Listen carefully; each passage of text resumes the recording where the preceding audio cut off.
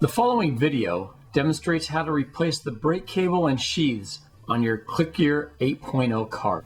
There are two identical brake mechanisms on the cart. In order to do this, you'll need to do both sides simultaneously. So alternate between sides with each instruction so you're at the same point with each side along the way.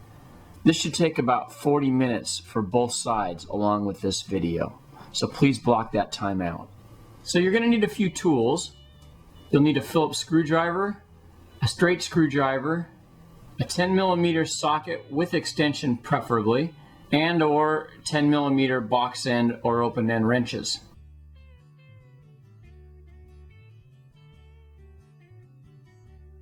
Okay, let's get started. The first thing you're going to need to do is remove the nut and bolt from the strut pivot assembly that holds into the brake. So just take your open end wrench or box end wrench, put it over the nut and unscrew the bolt and remove that from the strut pivot. Okay, so now you need to pop this little cap on the strut pivot. Then we're going to pull on the brake guard. That will release the brake unit, and then there'll be a nut under the cap that we exposed. You want to take the 10mm socket and loosen that nut up. Once you loosen that nut, that will allow the brake pin to slide out. So you're going to pull out the brake pin and then slide that assembly off of the cable line. Okay, so now we need to expose the back of the cart. So flip the cart onto its front tires and lean it over on its handle so you can expose the back. Now we want to pull up on the brake lever and that will reveal the cables. Pop the cables out and then remove them from the sheaths. So we're now going to remove the brake sheaths from the cart. There are 7 slots that it'll need to pass through. So you'll want to remove both of the sheaths. And at the top, at the handle, there are cable adjustment bolts on the top of each of these sheaths. Make sure that the cable adjustment bolts are set aside, and we'll need to replace those when we put this unit back together.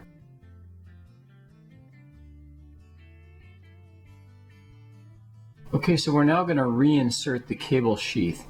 You're going to start by pushing the cable sheath up through the netting, and there are 2 loops to go through in the net. One at the lower level and then one at the midpoint.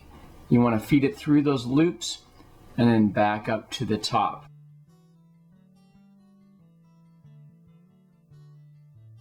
Okay, so now we're going to feed the sheath through the loops on the mid portion. There's one right in the middle of the main tube, and then there's 2 actual little loops, but one below that and one off to the left.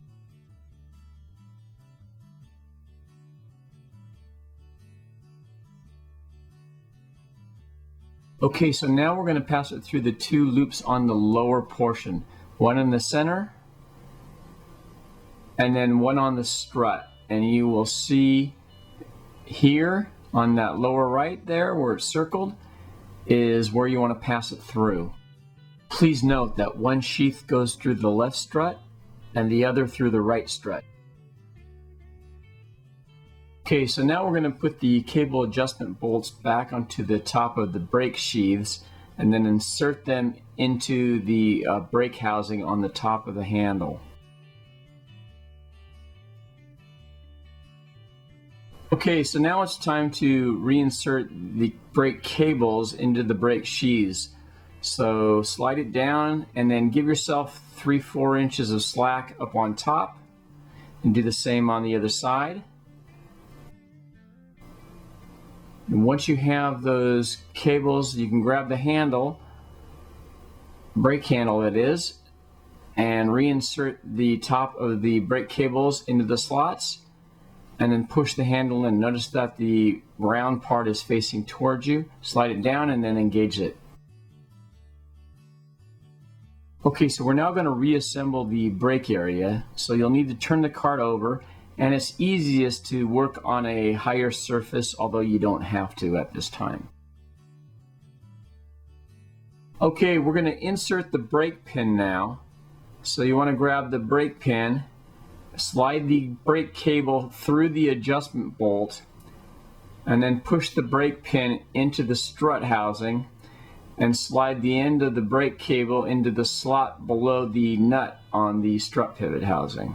So now you continue to hold the brake pin in place and then retighten the nut on the strut housing. Okay, a couple final steps. Slide the brake guard, then slot the bolt through the strut into the brake guard, and then attach that nut on the bottom and get your box end or open end wrench and Phillips screwdriver and retighten that bolt.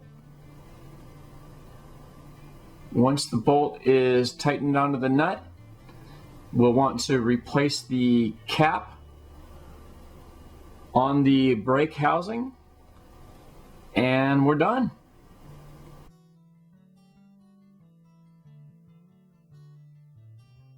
I hope you found this video helpful, and for more informative videos and to see all of our great products, visit clicgearusa.com.